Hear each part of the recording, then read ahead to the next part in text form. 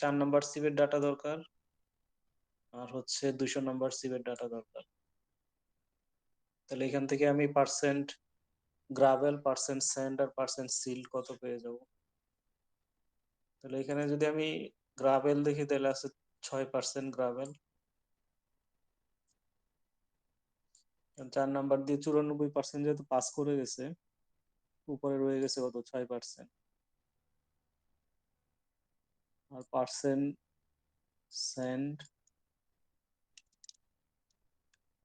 ফাইন্স যদি আমরা বলি,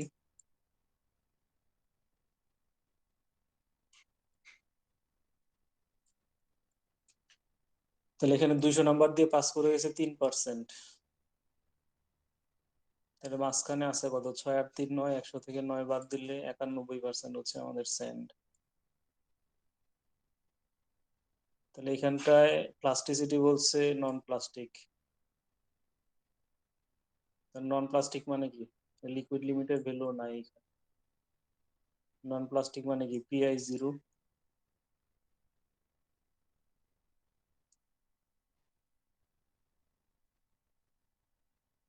তাই না?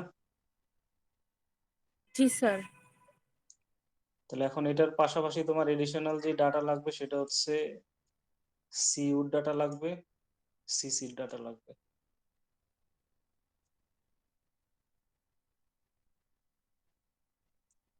স্যার আমরা তো সিইউসিসি এটা ল্যাবে করেছি, তাহলে কি ওভাবেই করবো? ল্যাবে যেভাবে মানে সূত্র দিয়ে করছি, এটাও কি সূত্র দিয়ে বের করতে হবে? সূত্র ছাড়া বের করবো কিভাবে? তাহলে আমরা যখন grain size analysis graph plot করি, এক্স ডিরেকশন বরাবর হচ্ছে আমাদের কি সিভের সাইজ অথবা সিভ ওপেনিং যেটা বলো না কেন সেটা হবে এক্স ডিরেকশন বরাবর। আর পার্সেন্ট পাসিং যেটা আছে বা পার্সেন্ট ফাইনার যেটা আছে ওইটা হবে কি ওয়াই ডিরেকশন বরাবর। তাহলে এখানে তুমি 4 নাম্বার সিভের ওপেনিং, 10 নাম্বার, 200 নাম্বার, 40 নাম্বার সিভের ওপেনিং এর এগেনস্টে এখানে grain size distribution graph plot করবা। তাহলে 4-এর ওপেনিং কত 4.75,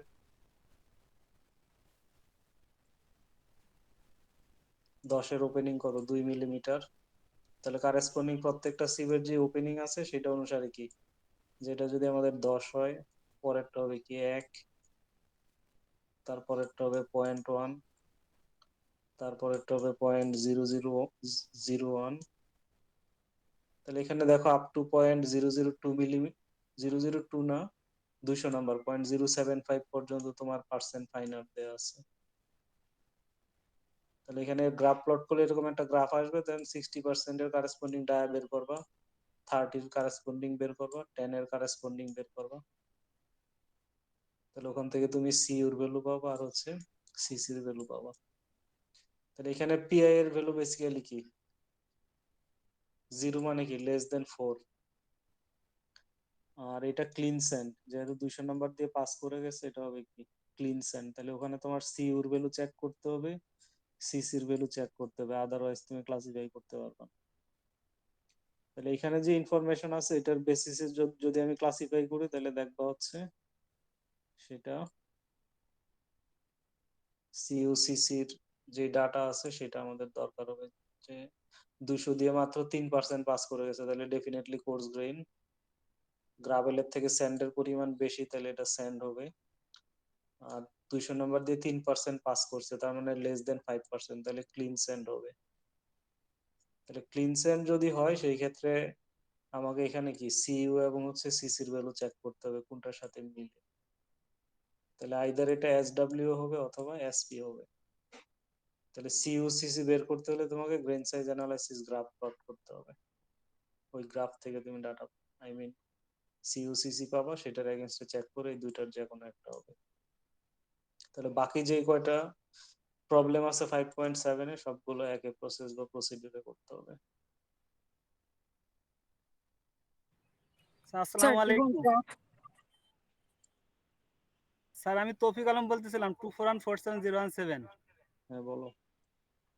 স্যার আমরা স্যার 5 জন একটা ডিভাইস দিয়ে স্যার আপনার কানেক্ট হয়েছে স্যার। হুম, 5 জন কি হলে থাকো নাকি? না স্যার, আমরা একটা ফিল্ডে একটা এই যে রিসার্চের কাজ করতেছি, 5 জন একসাথে আছি আমরা। কি রিসার্চ করতেছো? স্যার স্ট্রাকচারাল হেলথ মনিটরিং ব্রিজের আমরা হচ্ছে স্যার সেন্সরের মাধ্যমে ডাটা নিয়ে ওইটা স্যার অ্যানালাইসিস করব।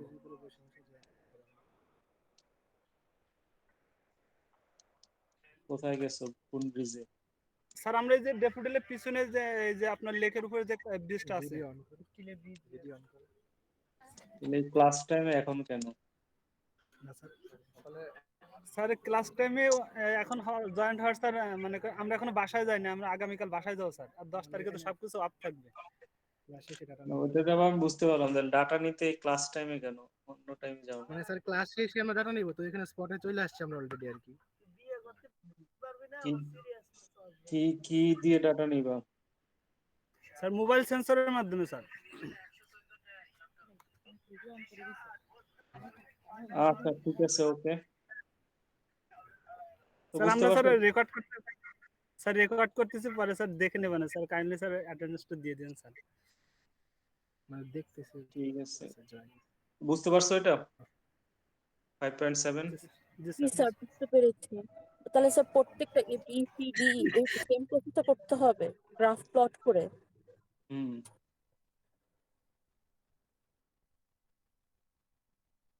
তাহলে এখানে তোমার যে কয়টা আছে সবগুলোর জন্য গ্রাফ হয়তো দরকার নাই। কেন দরকার নাই? সিডিই এর ক্ষেত্রে তোমার দেখো, ফাইন গ্রেইন সয়েল 77% পাস করছে না, ই নাম্বারটা ফাইন গ্রেইন না, সিডি ফাইন গ্রেইন সয়েল, তাহলে ওখানে তোমার সিইউসিসি এর কোনো এন্ট্রি নাই।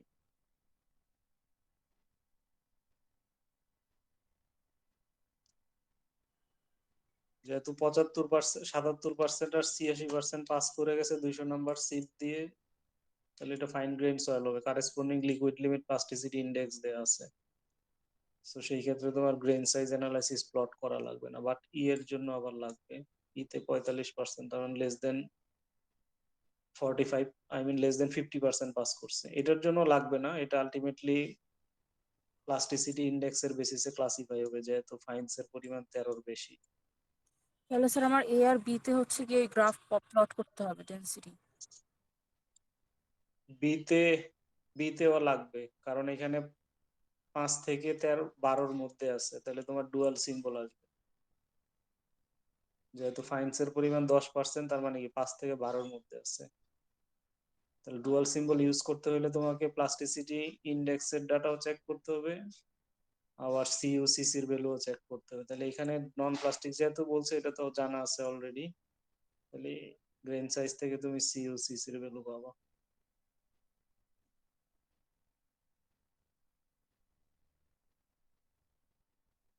জি স্যার, বুঝতে পেরেছি। তাহলে এটার জন্য দেখবা রিলিভেন্ট এক্সাম্পল দেয়া আছে, যেখানে গ্রেন সাইজ অ্যানালাইসিস এর ডাটা থেকে বের করা হয়েছে। কিভাবে বের করতে হবে এখানে দেখো, গ্রেন সাইজের ডাটা থেকে দেয়া আছে। এক্সাম্পল 5.7, তাহলে এখানে সিভ অ্যানালাইসিস এর ডাটা দেয়া আছে, ওখান থেকে দেখো D60 বের করছে, D30 বের করছে, D10 বের করছে, একটু আগে যেটা দেখাইলাম। তার কারেসপন্ডিং এখানে দেখো সিইউর ভ্যালু প্লট করা হয়েছে আর ক্যালকুলেশন করা হয়েছে, আর সিসির ভ্যালু ক্যালকুলেশন করা হয়েছে। তাহলে এক্সাম্পল 5.7টা বেসিক্যালি প্রবলেম 5.7 এর রিলিভেন্ট। এখানে গ্রাফ প্লট করা আছে আর ওখানে ভ্যালু দেওয়া আছে, ওখান থেকে তোমাকে ডিস্ট্রিবিউশন গ্রাফ প্লট করে নিতে হবে। জি স্যার, বুঝতে পেরেছি। So, আর কার কোনো কোশ্চেন এই মডিউলে?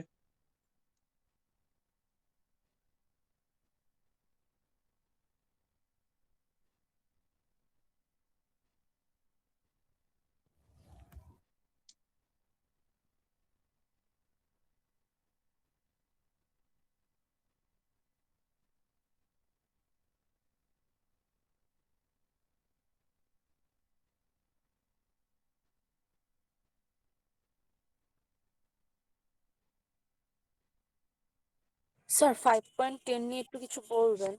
5.10।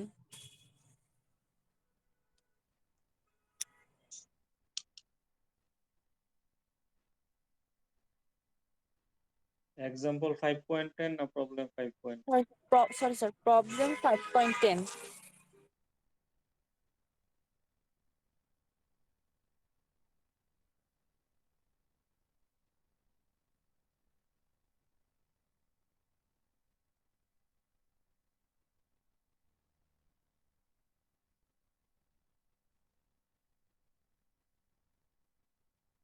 তাহলে উপরের প্রবলেম গুলো যেটা টেবিল আকারে দেয়া আছে, এটা এখানটায় প্যারাগ্রাফ আকারে দেয়া আছে একই তো কথা।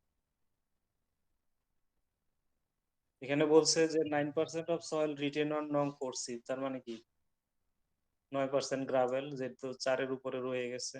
আবার বলছে 11% পাস 200 নাম্বার সিভ, তার মানে 11% হচ্ছে কি ফাইন্স। তাহলে 9 আর 11 হচ্ছে 20, তাহলে স্যান্ডের পরিমাণ হচ্ছে 80%।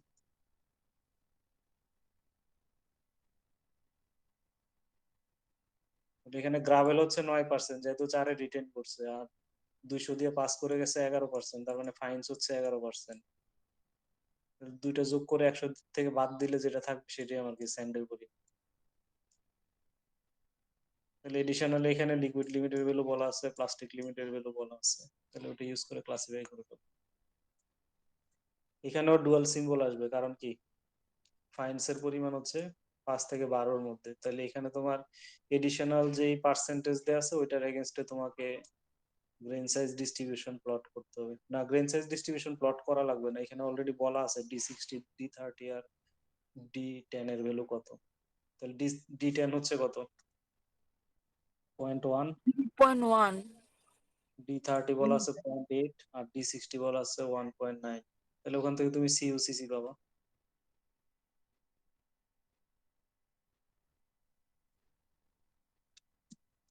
জি স্যার, বুঝতে পেরেছি স্যার।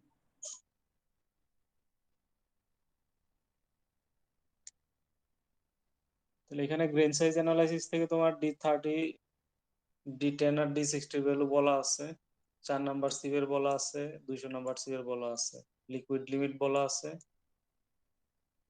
আর প্লাস্টিক লিমিট বলা আছে। আর বাইরে তো এডিশনাল তোমার ডাটা দরকার নেই ক্লাসিফিকেশনের জন্য।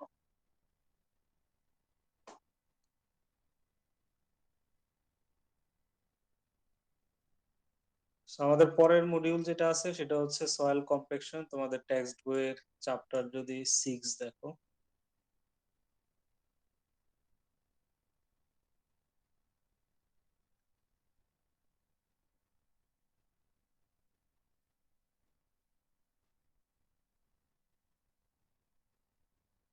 তাহলে সয়েল কম্প্যাকশন কোথায় কোথায় ইউজ হয় একদম দেখো, স্টার্টিং প্যারাগ্রাফে সেটা মেনশন করা আছে। তাহলে এখানে মাল্টিপল প্রজেক্টের কথা বলা আছে, সবগুলোকে এক কথায় যদি সামারাইজ করি, বেসিক্যালি সয়েলকে যেখানে আমরা এজ এ কনস্ট্রাকশন ম্যাটেরিয়াল হিসেবে ইউজ করি, সব জায়গাতেই সয়েলকে হচ্ছে কম্প্যাক্ট করতে হয়। তাহলে দুইটা ওয়েতে সয়েলকে আমরা ইউজ করতে পারি, একটা হচ্ছে সয়েল দিয়ে কোনো কিছু তৈরি করতে পারি, অথবা সয়েলের উপরে কোনো কিছু কনস্ট্রাকশন করতে পারি।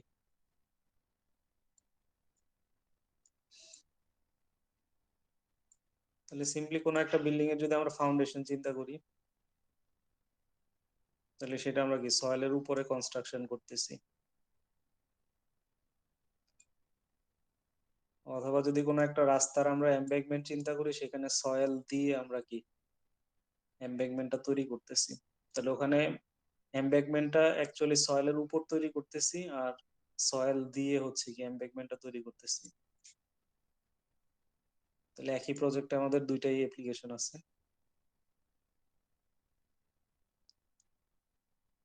তাহলে যেই প্রজেক্ট গুলোতে আমরা সয়েলকে এজ এ কনস্ট্রাকশন ম্যাটেরিয়াল হিসেবে ইউজ করতেছি, সব জায়গাতেই বেসিক্যালি আমাদের হচ্ছে সয়েলের কম্প্যাকশনটা দরকার হবে।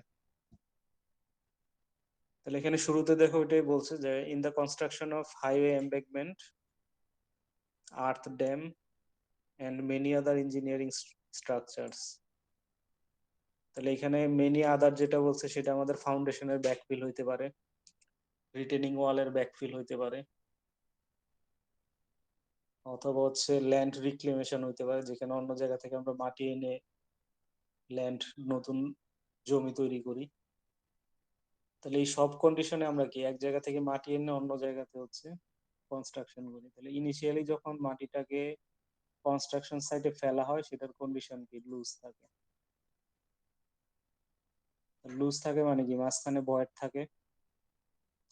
তাহলে লুজ সয়েলের উপর যদি আমরা কনস্ট্রাকশন করি, আলটিমেটলি দেখা যাবে কি বেয়ারিং ক্যাপাসিটি লো হবে, সেটেলমেন্ট হাই হবে, অথবা ড্যামের ক্ষেত্রে হলে পারমিবিলিটি বেশি হবে, যেগুলো কলাপসের জন্য রেসপন্সিবল হইতে পারে। তাহলে এই লুজ সয়েলকে বলতেছে must be compacted to increase their unit weight.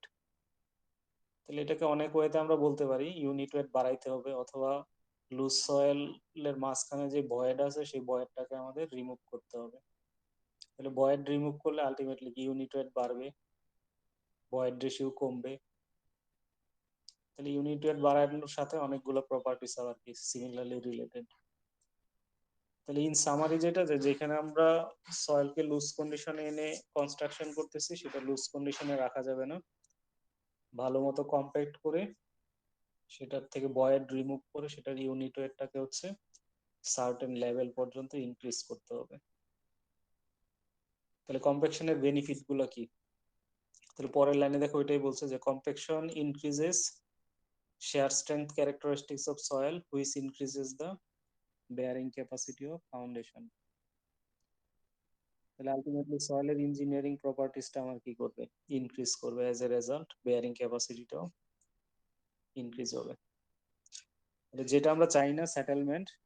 তাহলে পরের লাইনে এটা বলছে যে compaction also decreases the amount of undesirable settlement of structure and increase the stability of embankment slope.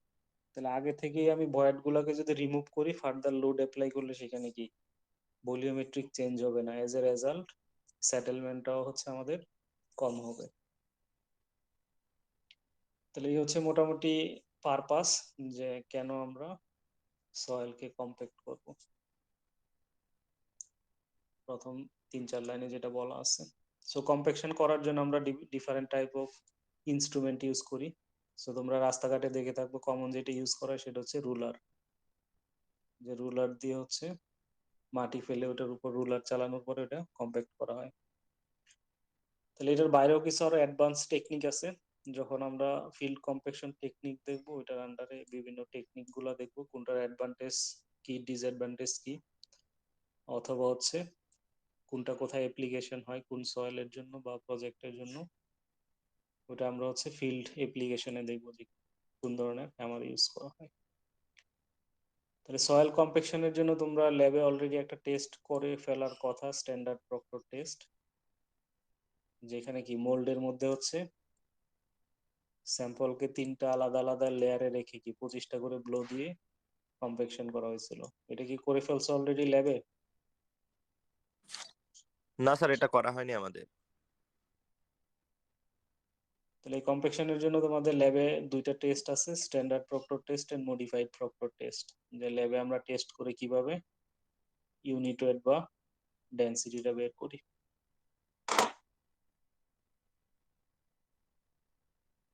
পরের যে আর্টিকেল আছে 6.2 কম্প্যাকশন জেনারেল প্রিন্সিপাল, অথবা বলতে পারি আমরা প্রিন্সিপালস অফ সয়েল কম্প্যাকশন। তাহলে এখানে দেখো ডেফিনেশনটা বলা আছে যে কম্প্যাকশনের ডেফিনেশনটা কি, যে compaction in general the densification of soil by removal of air which requires mechanical energy. তাহলে এক্সটার্নাল এনার্জি অ্যাপ্লাই করে আমি হচ্ছে সয়েলটাকে ডেন্সিফাই করতেছি, যেখানে এয়ার বয়েডটা হচ্ছে বা সয়েলের মাঝখানে যে পোরাস স্পেসটা আছে সেটা হচ্ছে আমাদের রিমুভ হচ্ছে। তাহলে এই প্রসেস বা প্রসিডিউরটাকেই বলতেছি আমরা সয়েল কম্প্যাকশন। তাহলে কতটুকু কম্প্যাক্ট হলো সেটা আমরা মেজার করব কিভাবে, সেটা আমরা in terms of dry unit wait অথবা হচ্ছে ড্রাই ডেন্সিটিতে প্রকাশ করতে পারি। তাহলে একটা সয়েল ম্যাক্সিমাম কতটুকু কম্প্যাক্ট হবে সেটাকে আমরা রোডি ম্যাক্সিমাম বলতে পারি ইন টার্মস অফ ডেন্সিটি। আর যদি ইউনিট ওয়েটে বলি তাহলে সেটাকে আমরা হচ্ছে গামা ডি ম্যাক্সিমাম বলতে পারি। তাহলে ল্যাবরেটরি টেস্ট করে আমাদের এটাই টার্গেট, যে একটা সয়েলকে আমরা ম্যাক্সিমাম কতটুকু কম্প্যাক্ট করতে পারবো, আর সেটা আমরা প্রকাশ করি in terms of maximum dry density or maximum unit wait. কারণ আমি যতই কম্প্যাক্ট করি না কেন একটা লেভেলে যে ভয়েড যখন যখন রিমুভ হবে আমি এডিশনাল এনার্জি অ্যাপ্লাই করলে কি ফার্দার আর কম্প্যাকশন হবে না। তাহলে কতটুকু ম্যাক্সিমাম পসিবল ওইটাই আমাদেরকে হচ্ছে টেস্ট করে বের করতে হয় বিফোর ফিল্ড কম্প্যাকশন।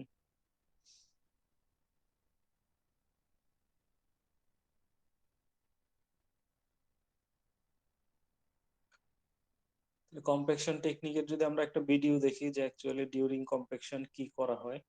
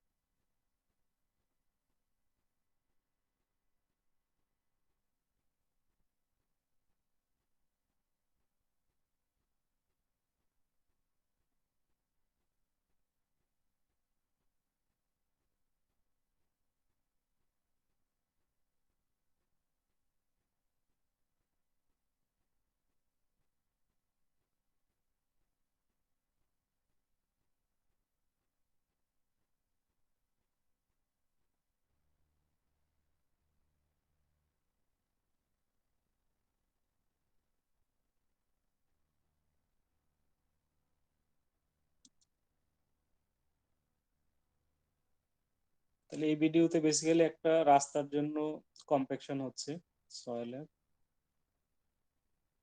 তাহলে এখানটা এক্সিস্টিং যে রাস্তা আছে ওইটার পাশেই দেখা হচ্ছে নতুন করে আরেকটা ল্যান তৈরি করা হচ্ছে।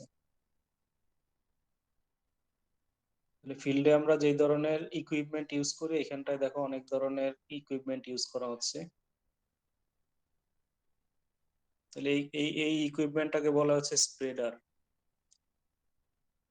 তাহলে স্প্রেডারের কাজ হচ্ছে দেখো সাইডে যে মাটি রাখা আছে ওই মাটিগুলাকে নিয়ে একটা ইউনিফর্ম লেয়ারে চারদিকে হচ্ছে ছড়াই দিচ্ছে।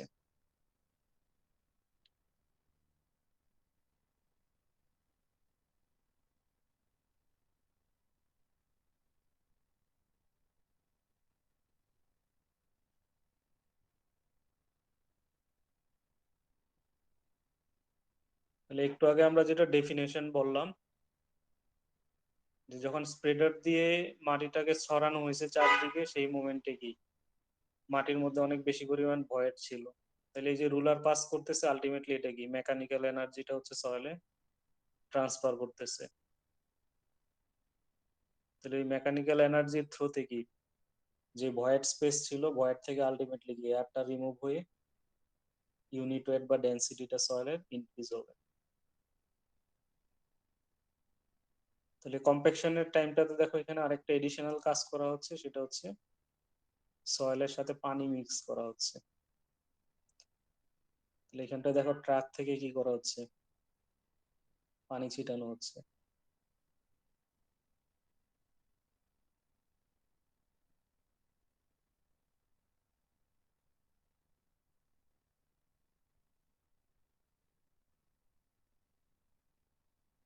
প্রপারলি কম্প্যাক্ট করার জন্য দেখা যায় আমাদের মাল্টিপল কম্প্যাকশন ইকুইপমেন্টের দরকার হয়। একটু আগে দেখলা যেটা ওটা ছিল কি স্মুথ হুইল রুলার। তারপর এখানে দেখো স্প্রেডার দিয়ে কি মাটিটাকে হচ্ছে ছড়াই দেওয়া হচ্ছে। আবার পিছনে দেখো আরেকটা রুলার আসতেছে যেটা কি হুইলটা স্মুথ না, এটার গায়ে দেখো হচ্ছে প্রজেকশন বের করা। তাহলে এই ধরনের রুলার গুলোকে আমরা শিপস ফুট রুলার বলি। এটারও পার্টিকুলার পারপাস আছে যে কি পারপাসে আমরা ইউজ করি।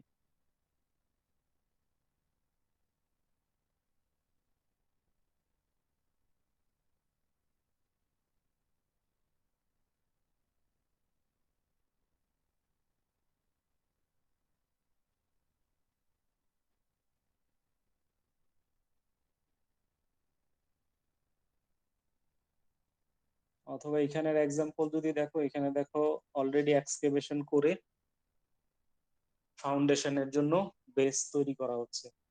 তাহলে এখানে দেখো মাটি এনে এটাকেও হচ্ছে ভালোভাবে কম্প্যাক্ট করা হচ্ছে।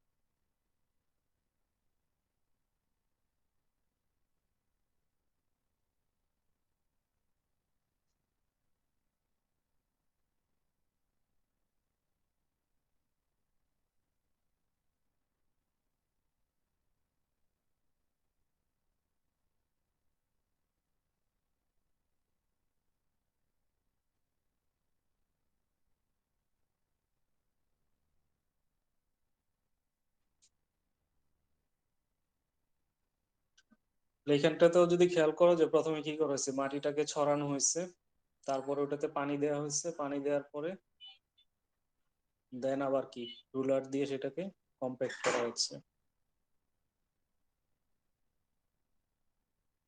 তাহলে এইখানটায় পানি দেওয়ার রিজনটা কি কেউ বলতে পারবা?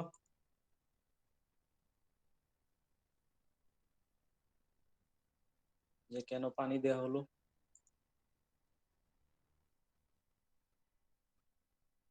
স্যার ভয়েড গুলোকে স্যার পানি দিয়ে ফিল আপ করার জন্য এরকম কিছু স্যার। আমার টার্গেটই তো ভয়েডকে রিমুভ করা, তাহলে আমি যদি পানি অ্যাড করি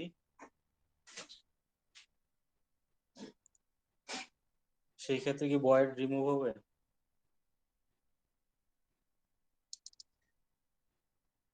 কম্প্যাকশন যেন ভালো মতো হয় সে কারণে।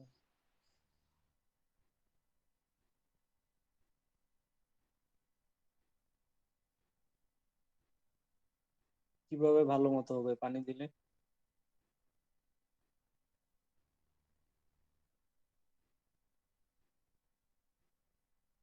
স্যার, পানি দিলে একটু ময়েস্ট হয়ে যাবে, একটু ভেজা ভেজা হয়ে গেলে কম্পেকশনটা বেশি হবে, মানে নরম হয়ে গেলে একটু কম্পেকশনটা বেশি হবে, এই জন্য হয়তো স্যার।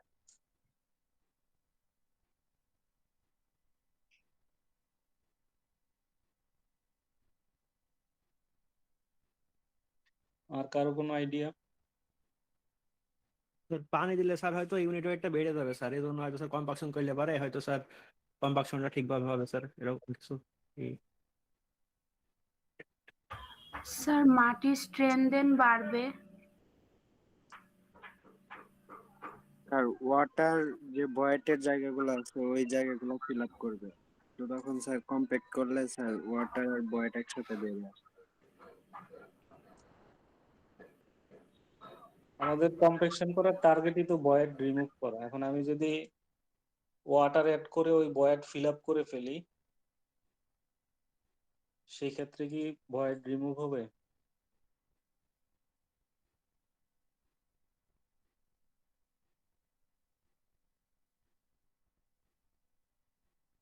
যে আমার টার্গেট হচ্ছে কি কম্প্রেকশন করে ভয়েডটাকে হচ্ছে রিমুভ করা। যদি আমি পানি দিয়ে ভয়েড ফিল আপ করে ফেলি তাহলে তো কম্প্রেকশন হবে না।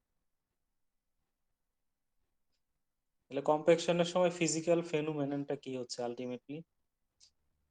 যে আমি যখন লুজ সয়েলকে স্প্রেড করে ওটার উপর দিয়ে যখন আমি মেকানিক্যাল এনার্জি অ্যাপ্লাই করতেছি, যেখানে ফাঁকা জায়গা আছে ওখানে কি করবে, লুজ সয়েল গুলো হচ্ছে রিলোকেট হবে, মুভ করবে।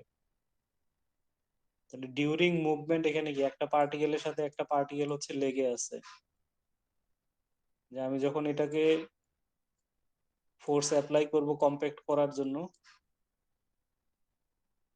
তাহলে যেখানটা আমাদের ফাঁকা জায়গা আছে ওই লোকেশন গুলো থেকে পার্টিকেল গুলো হচ্ছে মুভ করার ট্রাই করবে। তাহলে বাধা দিবে কি? ফ্রিকশন। যে যখন এক জায়গা থেকে অন্য জায়গাতে মুভ করবে তখন একটা পার্টিকেলের সাথে আরেকটা পার্টিকেলের কি ফ্রিকশন ডেভেলপ হবে। তাহলে ওই ফ্রিকশনটাকে রিডিউস করার জন্যই মেইনলি পানিটা ইউজ করা হয়। তাহলে এই পরের লাইনে দেখো এটাই বলছে যে when water is added to the soil during compaction it acts as a softening agent on the soil particle, so the soil particles slip over each other and move into a densely packed position. তাহলে during compaction যে পানিটা add করা হচ্ছে সেটার reason হচ্ছে পানিটা সয়েলের ফ্রিকশনটাকে reduce করে দেয়। As a result minimum compactive effort বা মিনিমাম এনার্জি অ্যাপ্লাই করে আমি ম্যাক্সিমাম ড্রাই ডেনসিটি বা ইউনিট ওয়েটটা হচ্ছে অ্যাচিভ করতে পারবো। কিন্তু এক্স্যাক্টলি কতটুকু পানি অ্যাড করলে ম্যাক্সিমাম ড্রাই ডেনসিটি বা ইউনিট ওয়েট অ্যাচিভ করা যাবে সেটা বের করার জন্যই আমাদেরকে হচ্ছে ল্যাবরেটরি টেস্ট করে দেখতে হয় যে কতটুকু পানি অ্যাড করলে ম্যাক্সিমাম ড্রাই ডেনসিটি বা ইউনিট ওয়েটটা অ্যাচিভ করা পসিবল। তাহলে এখানে যে এক্সপ্লেনেশন টুকু লেখা আছে ওটার এগেইনস্টে দেখো নিচে একটা ফিগার দেওয়া আছে, প্রিন্সিপাল অফ সয়েল কম্প্যাকশন। তাহলে এই গ্রাফে এক্স ডিরেকশন বরাবর ময়েশ্চার কন্টেন্ট আছে আর ওয়াই ডিরেকশন বরাবর কি সয়েলের ইউনিট ওয়েট আছে। তাহলে একটা সয়েল যখন ড্রাই এটাকে তুমি যতই কম্প্যাক্ট করো না কেন একটা সার্টেন ইউনিট ওয়েটের বেশি তুমি সেটাকে কম্প্যাক্ট করতে পারবে না। যে ময়েশ্চার কন্টেন্ট যখন জিরো তার মানে সয়েলটা যখন ড্রাই তুমি যদি কম্প্যাকশন করো একটা সার্টেন ইউনিট ওয়েটের বেশি সেটাকে কম্প্যাক্ট করতে পারবে না ডিউ টু দ্য ফ্রিকশন। তাহলে এখানটায় দেখো এই এই পার্ট দিয়ে হচ্ছে ওয়াটার দেখাচ্ছে যে কতটুকু পানি অ্যাড করা হচ্ছে, আর উপরের পার্ট দিয়ে দেখানো হচ্ছে কতটুকু এডিশনাল হচ্ছে সয়েলের ইউনিট ওয়েট আমি বাড়াইতে পারবো। তাহলে এখানটা দেখো পানি আস্তে আস্তে গ্রাজুয়ালি যত বাড়তেছে সয়েলের নতুন ম্যাটেরিয়াল কি হচ্ছে, ড্রাই কন্ডিশনে যা থাকতো যেখানে ওয়াটার জিরো তার সাথে আরো কি হচ্ছে এডিশনালি এখানে যোগ হচ্ছে। তাহলে একটা সার্টেন লেভেলে এসে যে একটা সার্টেন ওয়াটার কন্টেন্টে দেখা যাবে যে maximum amount of additional soil solid আমি হচ্ছে ড্রাই কন্ডিশনে যা অ্যাচিভ হইতো তার সাথে কি করতে পারতেছি, অ্যাড করতে পারতেছি। কিন্তু আমি যদি ময়েশ্চার ভ্যালু আরো বাড়াইতে থাকি, তারপরে দেখো আবার কি করতেছি, ইউনিট ওয়েটের ভ্যালুটা ফল করতেছে, মানে কমতেছে। তাহলে এই কমার রিজনটা কি? কমার রিজনটা হচ্ছে ফাঁকা জায়গাটা যদি ওয়াটার দ্বারা ফিল আপ হয়ে যায়, সেই ক্ষেত্রে কি কম্প্যাকশন আমি যতই করি না কেন, ওয়াটার যেহেতু ইনকম্প্রেসিবল, সয়েলের ইউনিট ওয়েট হচ্ছে আর বাড়বে না। তাহলে এই কথাটাই দেখো এখানে বলছে যে beyond certain moisture content, any increase in the moisture tend to reduce the dry unit weight. Why? So this phenomena occur because of the water takes up the space that would have been occupied by the solid particle. তাহলে যে void space গুলো আছে, ওই void space যদি আমি পানি দ্বারা fill up করে ফেলি স্যাম্পলের মধ্যে, তাহলে পার্টিকেল রিলোকেট হওয়ার কি চান্স পাবে না। তাহলে যতক্ষণ পর্যন্ত পার্টিকেলের সারফেসে আমাদের ওয়াটার থাকবে ততক্ষণ পর্যন্ত সেটার ফ্রিকশনটা রিডিউস করবে, কিন্তু যখনই এই ভয়েড স্পেসে পানি চলে যাবে, সেই ক্ষেত্রে ওয়াটার যেহেতু ইনকম্প্রেসিবল, তুমি যতই ফোর্স অ্যাপ্লাই করো না কেন ফার্দার কি ইউনিট ওয়েট বাড়ানো যাবে না। তাহলে সয়েলের ইউনিট ওয়েট কি অলওয়েজ গ্রেটার দেন ওয়াটার। তাহলে ফাঁকা জায়গা যদি পানি দ্বারা ফিল আপ হয়ে যায়, আলটিমেটলি কি ইউনিট ওয়েটের ভ্যালু হচ্ছে কমতে থাকবে। তাহলে এই কথাটাই বলছে যে ten to reduce the dry unit wait. Laboratory test করে আমাদেরকে বের করতে হবে যে কতটুকু ময়েশ্চার অ্যাড করলে ম্যাক্সিমাম ড্রাই ইউনিট ওয়েট বা ডেনসিটিটা আমরা অ্যাচিভ করতে পারবো। তাহলে এটা বের করার জন্য আমাদের ল্যাবরেটরিতে যে টেস্ট ইউজ করি, এটা দেখো পরের লাইনে বলা আছে যে laboratory test generally used to determine the maximum dry unit wait or dry density, যেটাই বলো না কেন, সেটাকে বলতেছি আমরা প্রক্টর কম্প্যাকশন টেস্ট। তাহলে প্রক্টরের দুই ধরনের টেস্ট আছে, একটাকে আমরা স্ট্যান্ডার্ড প্রক্টর টেস্ট বলি, আর একটাকে হচ্ছে আমরা মডিফাইড প্রক্টর টেস্ট বলি। তাহলে কতটুকু ময়েশ্চার কন্টেন্টে আমরা ম্যাক্সিমাম ড্রাই ডেনসিটি বা ইউনিট ওয়েট পাবো, সেটাকে আমরা বলি হচ্ছে অপটিমাম ময়েশ্চার কন্টেন্ট। তাহলে এটা একটা টেস্ট থেকে কি করা পসিবল না, এটার জন্য আমাদেরকে হচ্ছে মাল্টিপল ট্রায়াল দিতে হয়। তাহলে মাল্টিপল ট্রায়াল দেওয়ার পরে আমরা যদি গ্রাফ প্লট করি, যে একদিকে আমাদের হচ্ছে ময়েশ্চার কন্টেন্টের ভ্যালু আর অন্যদিকে হচ্ছে ড্রাই ইউনিট ওয়েটের ভ্যালু, তাহলে দেখা যায় যে ময়েশ্চার বাড়ার সাথে সাথে আস্তে আস্তে ইউনিট ওয়েট বাড়ে, একটা লেভেলে যে ম্যাক্সিমাম হয় তারপরে আবার সেই ইউনিট ওয়েটটা কমতে থাকে। তাহলে মাল্টিপল ট্রায়াল দেওয়ার পরে আমি যদি গ্রাফ প্লট করি, তাহলে ওখান থেকে আমি কম্প্যাকশন গ্রাফ পাবো। কম্প্যাকশন গ্রাফের পিক পয়েন্টের রেসপেক্টে যেই ওয়াটার কন্টেন্ট থাকবে সেটাকে আমরা বলি হচ্ছে অপটিমাম ওয়াটার কন্টেন্ট, আর তার কারেসপন্ডিং ম্যাক্সিমাম যে ইউনিট ওয়েটটা পাই সেটাকে বলি হচ্ছে আমরা ম্যাক্সিমাম ড্রাই ইউনিট ওয়েট। আর যদি ডেনসিটির রেসপেক্টে প্লট করি তাহলে হবে কি ম্যাক্সিমাম ড্রাই ডেনসিটি। তাহলে আমার টার্গেটই হচ্ছে ল্যাবরেটরি টেস্ট করে অপটিমাম ওয়াটার কন্টেন্টটা বের করা, যে কতটুকু পানি অ্যাড করলে আমি ম্যাক্সিমাম ড্রাই ইউনিট ওয়েট বা ডেনসিটি পেতে পারি। সো সেম সয়েল ইউজ করে যখন আমি ফিল্ডে কম্প্যাকশন করব, তখন আমাকে এই অপটিমামের আশেপাশে ময়েশ্চার রেখে বা ওয়াটার কন্টেন্ট রেখে হচ্ছে কম্প্যাক্ট করতে হবে, যদি আমি ম্যাক্সিমাম ড্রাই ডেনসিটি বা ইউনিট ওয়েটের আশেপাশে ডেনসিটিটা অ্যাচিভ করতে চাই। তাহলে স্ট্যান্ডার্ড প্রক্টর টেস্টের জন্য আমাদের স্ট্যান্ডার্ড একটা মোল্ড আছে, এখানে স্কিমেটিক ডায়াগ্রামটা দেখানো আছে, আর এটা যদি অ্যাকচুয়াল মোল্ড দেখো, তাহলে টেস্ট করার জন্য মোল্ড লাগবে। এটার জন্য দেখো এখানে একটা হ্যামার আছে, একটা স্ট্রেট এজ আছে, ময়েশ্চার ক্যান লাগবে, পানি মিক্স করার জন্য স্প্রে বোতল লাগবে, আর এখানে দেখো 4 নাম্বার সিভ আছে। স্যাম্পল গুলো যদি একসাথে লাম্প হয়ে যায়, 4 নাম্বার সিভ দিয়ে সিভিং করে আমি আলাদা করে নিতে পারি পার্টিকেল আর কি। তাহলে এটার দেখো মেইনলি 3টা পার্ট, একটা বেস প্লেট আছে, তারপরে একটা মোল্ড আছে মেইন মোল্ড, তারপরে একটা কলার আছে। তাহলে এই এই সবগুলোকে একসাথে আমাদের অ্যাসেম্বল করতে হবে, আর এখানে একটা হ্যামার আছে। তাহলে এটা স্ট্যান্ডার্ড অনুসারে দেখো এখানে পার্টিকুলার ডাইমেনশন আছে, এটার হাইট কত হবে, ডায়ামিটার কত হবে, তারপরে কলারের diameter basically same as I mean inside diameter same as তোমার মোল্ডের ডায়ামিটার। তারপরে যে হ্যামারটা ইউজ করা হচ্ছে, হ্যামারের জন্য একটা ফ্রি ফলিং হাইট আছে, যে এই হ্যান্ডেলটাকে ধরে যখন আমি উপরে উঠায় ছেড়ে দিব, এই হ্যামারটা 12 ইঞ্চি উপরে উঠবে, উপরে উঠে হচ্ছে ফ্রিলি আবার ফল করবে। এটা একটা দেখো স্পেসিফিক ওয়েট আছে 2.5 কেজি বা 5.5 পাউন্ড। এটারও দেখো একটা স্পেসিফিক ডায়ামিটার আছে। তাহলে অ্যাজ পার স্ট্যান্ডার্ড এটা হচ্ছে আমাদের ইনস্ট্রুমেন্টের মেজারমেন্ট। তাহলে সবকিছু সেট করার পরে যেটা করতে হবে, এই মোলটাকে হচ্ছে 3টা সেপারেট লেয়ারে মাটি দ্বারা ফিল আপ করতে হবে। First layer, second layer, third layer. তাহলে প্রত্যেকটা লেয়ারে এই হ্যামার দ্বারা হচ্ছে 25টা করে ব্লো দিয়ে স্যাম্পলটাকে ভালো মতো হচ্ছে কম্প্যাক্ট করতে হবে। তাহলে 1/3 প্রথমে আমি ফিল আপ করবো মাটি দিয়ে, তারপরে এই হ্যামার দিয়ে হচ্ছে 25 বার এই মাটির উপরে হচ্ছে আমি ব্লো দিব।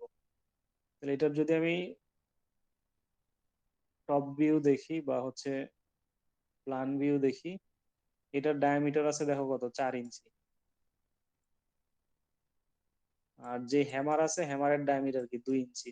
তাহলে আমি যদি একটা লোকেশনে একবার ব্লো দিই, তাহলে দেখা যাবে কি এতটুকু পরিমাণ হয়তো সেটা কাভার হবে। তাহলে সেকেন্ড বার যখন ব্লো দিব, এটাকে মুভ করে আরেকটু রাইট সাইডে লেফট সাইডে সরায় আবার ব্লো দিতে হবে, এবং দুইটা ব্লোর মাঝখানে যাতে কিছুটা হচ্ছে ওভারল্যাপ থাকে। তাহলে থার্ড ব্লো এখানে হবে, ফোর্থ ব্লো এখানে হবে, ফিফথ ব্লো এখানে হবে, সিক্সথ ব্লো এখানে হবে। তাহলে এরকম বাই রোটেশনে আমাকে টোটাল প্রত্যেকটা লেয়ারে 25টা করে ব্লো দিতে হবে। তাহলে প্রথম লেয়ারে 25টা ব্লো দেওয়া হলে আবার সেকেন্ড 1/3 ফিল আপ করবো, ওখানে 25টা ব্লো দিব। আর থার্ড 1/3 যখন ফিল আপ করবো, এই কলারটা তখন কি এইটাতে লাগানো থাকবে, তখন আমাকে এই কলারের উপরেও যাতে 5-6 মিলিমিটার বেশি কম্প্যাকশন হয়, ততটুকু পরিমাণ মাটি দিয়ে এটাকে কম্প্যাক্ট করতে হবে। তাহলে থার্ড লেয়ারও কম্প্যাকশন হয়ে গেলে তুমি যদি এখানে স্ক্রু ওপেন করো, তাহলে এই কলারটা ওপেন হবে। তারপরে এই স্ট্রেট এজ দ্বারা একদম টপের সমান করে তোমাকে হচ্ছে মাটি এক্সেস যেগুলো আছে ওগুলা ফেলে দিতে হবে। তাহলে ফেলে দেওয়ার পরে এখন যদি আমি এটার ভিতরে যে সয়েল আছে এটা ডেনসিটি বের করতে চাই বা ইউনিট ওয়েট বের করতে চাই, আমরা জানি কি unit weight is equal to weight divided by volume. তাহলে এই দেখো মোল্ডের ইনসাইড ডায়ামিটার আছে, মোল্ডের হাইট জানা আছে, ওখান থেকে ভলিউম বের করা যাবে। তাহলে মোল্ডের যে ভলিউম আছে ওইটাই বেসিক্যালি কি স্যাম্পলের ভলিউম। তাহলে মোল্ডের ভিতরে কতটুকু সয়েল স্যাম্পল আছে ওইটা বের করতে হলে কি শুরুতে আমি মোল্ডের ওয়েটটা নিব, খালি মোল্ডের। তারপরে কম্প্যাকশন করার পরে মোল্ড প্লাস সয়েল সহ ওয়েট নিব। তাহলে ওখান থেকে আমি মোল্ডের ওয়েট বাদ দিলে কি কতটুকু ওয়েট অফ সয়েল আছে এটার ভিতরে সেটা পাবো। তাহলে এখান থেকে আমি কি ময়েস্ট ইউনিট ওয়েট যেটা সেটা পাবো।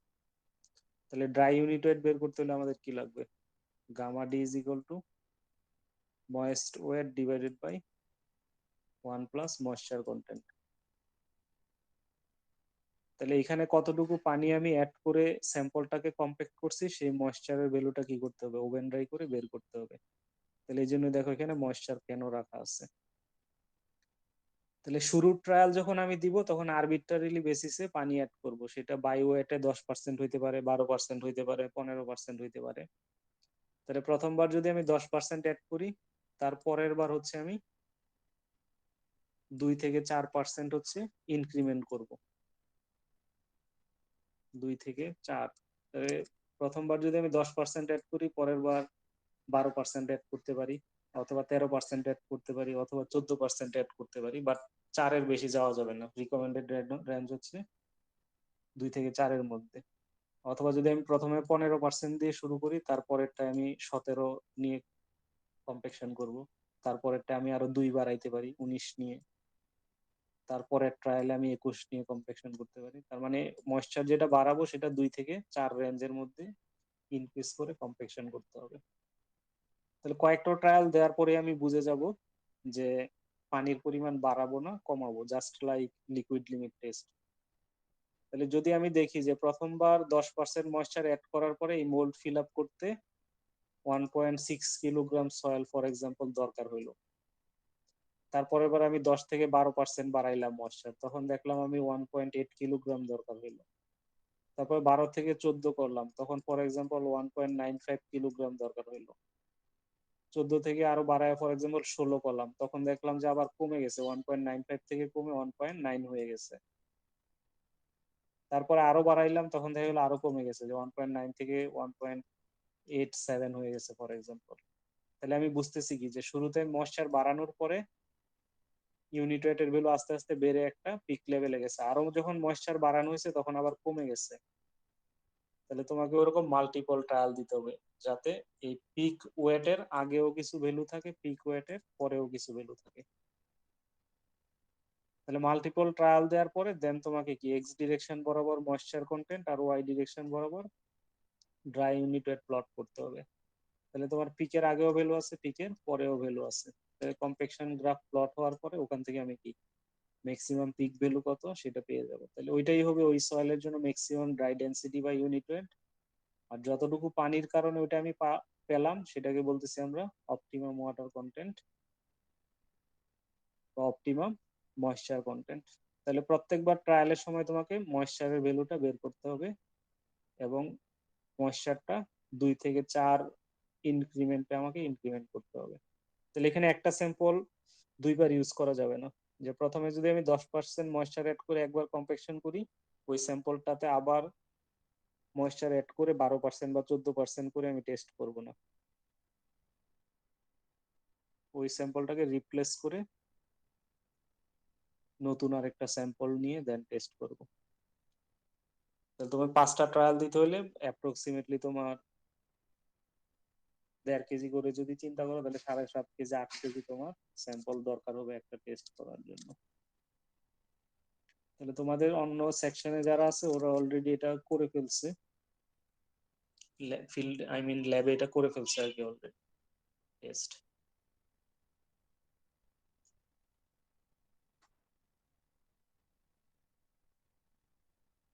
এখানে যদি আমরা একটা ভিডিও দেখি কিভাবে করতে হবে, তাহলে তোমাদের আরো ক্লারিফাই হবে।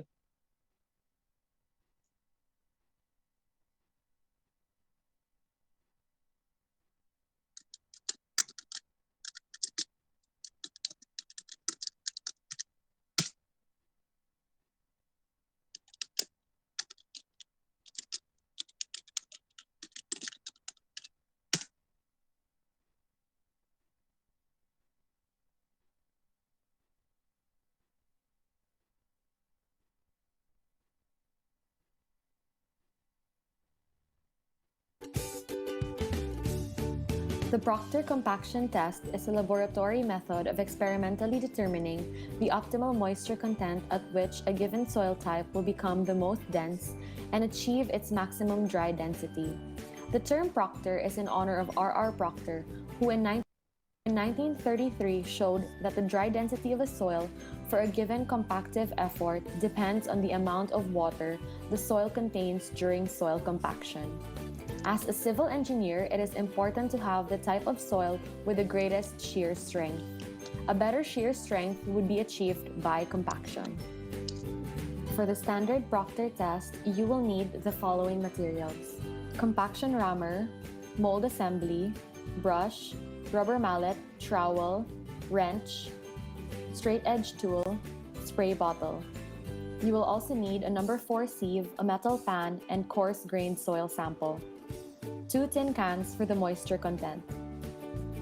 To begin with the procedures, you must first record the weights of the metal pan as well as the mold assembly. Pass enough of the prepared soil through the number 4 sieve to yield approximately 6 to 7 pounds of minus number 4 material. Cover the sieve and shake to remove the unwanted large particles.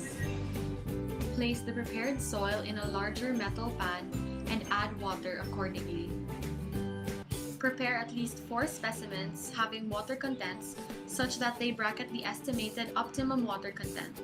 A specimen having a water content close to optimum should be prepared first by traditional additions of water and mixing. Select water contents for the rest of the specimens to provide at least 2 specimens wet and 2 specimens dry of optimum and water contents varying by at least 2%. 2 water contents are necessary on the wet and dry side of optimum to accurately define the dry unit weight compaction curve. Some soils with very high optimum water content or a relatively flat compaction curve may require large water content increments to obtain a well-defined maximum dry unit weight. Water content increments should not exceed 4%. Compact the specimen in 3 layers. After compaction, each layer should be approximately equal in thickness. Prior to compaction, place the loose soil in the mold and spread into a layer of uniform thickness. Lightly tamp the soil prior to compaction until it is not fluffy or loose, using either the manual compaction rammer or a 2-inch diameter cylinder. Following compaction of each of the first 2 layers, any soil adjacent to the mold walls that has not been compacted or extends above the compacted surface shall be trimmed. For the 4-inch diameter mold, compact each layer with 25 blows. On the first fill, the soil should be at least half full. Using the soil with greater moisture content, repeat the addition to fill the second layer. In operating the manual rammer, take care to avoid lifting the guide sleeve during the rammer upstroke. Hold the guide sleeve steady and within 5 degrees of vertical. Apply the blows at a uniform rate of approximately 25 blows per minute, and in such a manner as to provide complete, uniform coverage of the specimen surface. For the last time, with soil of greater moisture content, repeat the addition of soil to fill the final layer. Following compaction of the last layer, remove the collar and base plate from the mold. A straight edge tool may be used to trim the soil adjacent to the collar to loosen the soil from the collar before removal to avoid disrupting the soil below the top of the mold. Carefully trim the compacted specimen even with the top of the mold by means of the straight edge scraped across the top of the mold to form a plain surface even with the top of the mold. Initial trimming of the specimen above the top of the mold with a knife may prevent the soil from tearing below the top of the mold. Fill any holes with the top surface with unused or trimmed soil from the specimen. Press in with the fingers again and scrape the straight edge across the top of the mold. Determine and record the mass of the specimen and mold to the nearest gram. Remove the material from the mold and obtain a specimen for water content by using either the whole specimen or a representative portion from the top and bottom. When the entire specimen is used, break it up to facilitate drying. Otherwise, obtain a portion by slicing the compacted specimen actually through the center and removing about 500 grams of material from the cut faces. Obtain the water content in accordance with test method D 2216. This correction may be made to the appropriate field in place density test specimen rather than to the laboratory test specimen. Plot the 100% saturation curve. Calculate the dry unit weight and water content of each compacted specimen. Plot the values and draw the compaction curve as a smooth curve through the points. Plot the dry unit weight to the nearest 0.1 pounds per feet cubed and water content to the nearest 0.1%. From the compaction curve, determine the optimum water content and maximum dry unit weight. These are the typical results of the standard Proctor test. From graph 1, it can be seen that the data points, when connected, closely resemble the parabolic curve. According to Das, this finding effectively puts the compaction curve in a category known as bell-shaped, also known as type A compaction curve. Specifically, it falls under the sandy silt bell-shaped category. This suggests that the compaction curve of the soil sample follows a parabolic behavior.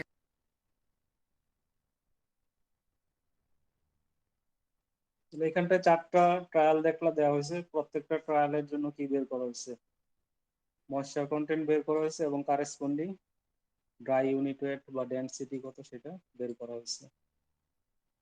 তাহলে ultimately যখন ওইটা use করে graph plot করা হবে, এরকম একটা graph পাওয়া যাবে, এক্স ডিরেকশনে ময়েশ্চার, ওয়াই ডিরেকশনে ড্রাই ইউনিট ওয়েট। আমি যদি 4টা ট্রায়াল দিই তাহলে 4টা ডাটা পয়েন্ট থাকবে।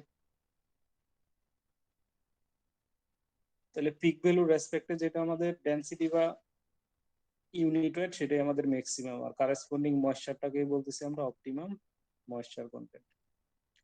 তাহলে এটার পাশাপাশি আমরা আরেকটা গ্রাফ প্লট করি প্রক্টর টেস্টের সাথে, যেটাকে আমরা বলি হচ্ছে zero air void curve. Proctor টেস্টের রেজাল্ট ঠিক আছে কিনা ওটা বোঝার জন্য এই জিরো এয়ার বয়েড কার্ভটাও আমাদেরকে প্লট করতে হবে। সো এটার জন্য আমাদের বিভিন্ন ডাটা পয়েন্ট লাগবে। তাহলে ডাটা পয়েন্ট বের করার জন্য এখানে দেখো প্রসিডিউর বলা আছে, 4টা স্টেপ বলা আছে যে কিভাবে আমি জিরো এয়ার বয়েড কার্ভটা প্লট করব। যে to obtain the variation of gamma Z A, এটাকেই বলতেছি zero air void unit weight with moisture content, use the following procedure. তাহলে এটা বের করার জন্য যে এখানে ফর্মুলা আছে আমাদের zero air void unit wait বের করার জন্য। তাহলে এখানে ওয়াটার ইউনিট ওয়েট আমাদের জানা, কোন ইউনিটে আমি বের করব সেই অনুসারে বসাবো। যেই ময়েশ্চার কন্টেন্টে আমি প্রক্টর টেস্ট করব সেম ময়েশ্চার কন্টেন্ট আমি এখানে বসাইতে পারি, অথবা আমি চাইলে অ্যাজিউমও করতে পারি। আর জিএসটা হচ্ছে স্পেসিফিক গ্র্যাভিটি। তাহলে সেম সয়েলের জন্য তোমাকে স্পেসিফিক গ্র্যাভিটির ভ্যালুটা বের করতে হবে। তাহলে যদি এখানে এক্সাম্পলে দেখো মাল্টিপল ট্রায়াল দেওয়া হয়েছে বিভিন্ন ময়েশ্চারে। তাহলে এক্সাম্পল 6.1 এ দেখো যে 10 থেকে 2% করে বাড়ায় 20% পর্যন্ত ময়েশ্চার অ্যাড করে টেস্ট করা হয়েছে। তাহলে মোল্ড ফিল আপ করতে দেখো প্রথমে যা দরকার হয়েছে পরে একটু বাড়ছে, তারপরে একটু বাড়ছে, তারপরে দেখো আবার কমে গেছে। তাহলে এই প্রথম তিনটা কি, ময়েশ্চার বাড়ার সাথে সাথে ওয়েট বাড়ছে, পরের তিনটা আবার কি কমে গেছে।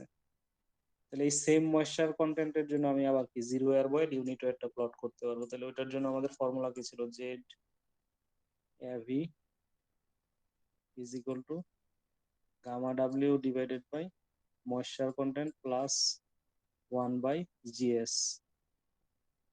তাহলে এখানে যে ময়েশ্চারের জন্য টেস্ট করছি সেম ময়েশ্চার ভ্যালু যদি আমি এখানে বসাই, আর সয়েলের স্পেসিফিক গ্র্যাভিটি দেখো 2.7 বলা আছে, এটা যদি বসাই তাহলে কি যেই কয়টা আমি ট্রায়াল দিছি সেই কয়টা zero air void unit wait পাবো। তাহলে এটা ক্যালকুলেশন করে আলটিমেটলি আমি যদি প্লট করি তাহলে দেখা যাবে জিরো এয়ার বয়েডের জন্য এরকম গ্রাফ পাবো, বিভিন্ন ময়েশ্চারের জন্য দেয়া আছে এখানে, আর যে কয়টা ট্রায়াল আছে ওই কয়টা থেকে আমি কমপ্লেকশন গ্রাফ পাবো। তাহলে আলটিমেটলি পিক ভ্যালুর এগেনস্টের ভ্যালুটাই অপটিমাম ময়েশ্চার, আর ম্যাক্সিমাম ভ্যালুটা হচ্ছে ড্রাই ডেনসিটি। তাহলে জিরো এয়ার বয়েড থেকে কি বোঝা যাবে যে জিরো এয়ার বয়েড কার্ভের ডান দিকে কখনোই হচ্ছে কমপ্লেকশন কার্ভ প্লট হবে না। তাহলে যদি একটা প্লটিং এ দেখা যায় এমন হয়েছে যে এটা আমাদের কমপ্লেকশন কার্ভ আর zero air void curve compaction কার্ভকে ক্রস করে গেছে, তাহলে বুঝতে হবে রেজাল্ট ভুল। জিরো এয়ার বয়েড মানে কি স্যাম্পলে কোনো ভয়েড নাই, তাহলে ওই মোমেন্টে যে ইউনিট ওয়েট থাকবে সেটাই হচ্ছে কি ম্যাক্সিমাম, কিন্তু প্র্যাকটিক্যালি সেটা কি possible, theoretically possible but practically possible না। আমি যতই কম্প্যাক্ট করি না কেন আলটিমেটলি দেখা যাবে কি কিছু না কিছু ভয়েড থেকেই যাবে। তাহলে জিরো এয়ার বয়েডকে যদি কম্প্যাকশন কার্ভ এরকম ক্রস করে যায় তাহলে বুঝতে হবে যে কোনো একটা স্টেপে আমাদের ভুল হয়েছে, সেটা টেস্টেও ভুল হইতে পারে অথবা হচ্ছে ক্যালকুলেশনে ভুল হইতে পারে। সো নেক্সট ক্লাসে আমরা এই রিলিভেন্ট প্রবলেম দেখব, যে ডিউরিং দ্য টেস্ট আমরা যে ডাটা কালেক্ট করি সেটা ক্যালকুলেশন করে কিভাবে অপটিমাম ওয়াটার কন্টেন্ট এবং ড্রাই ডেনসিটি বা ইউনিট ওয়েটটা আমরা বের করতে পারি।